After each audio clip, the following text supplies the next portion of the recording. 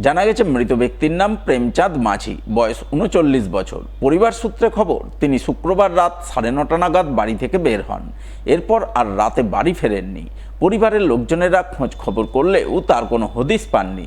কিন্তু শনিবার সাত সকালে স্থানীয়রা প্রেমচাঁদ মাঝিকে তার বাড়ির পাশে আমবাগানের মধ্যে মৃত অবস্থায় পড়ে থাকতে দেখেন। এই খবর জানাজানি হতেই ঘটনাস্থলে বহু মানুষ ভিড় জমান।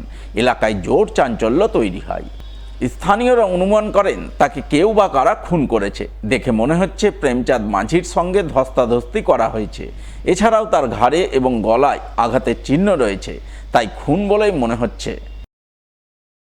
আমি প্রতিদিনের মতো আজকে মর্নিং ওয়াকে গিয়েছিলাম। মর্নিং ওয়াক থেকে ফিরে যখন শামসি কলেজে ঢুকলাম আর কি, একটু ফ্রি হ্যান্ড এক্সারসাইজ করার জন্য ঠিক পৌঁছেছি। তারপরে দেখি শ্যামলের ফোন গেল। শ্যামল প্রামাণিক ও প্রতিদিন আমার সাথেই যায় আর কি মর্নিং ওয়াকে।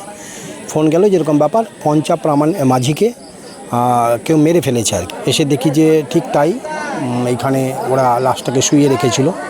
দেখলাম খুললো, দেখলাম যে ঘাটটা মনে হচ্ছে ঘাড়ের ওখানে গলা টলায় একটু আঘাতের চিহ্ন দেখা যাচ্ছিল। তো দেখে মনে হলো যে কেউ খুন টুন করেছে বোধহয়। এদিকে এই ঘটনার খবর পেয়ে চাঁচল থানার আইসি পূর্ণেন্দু কুণ্ডু ঘটনাস্থলে পৌঁছান।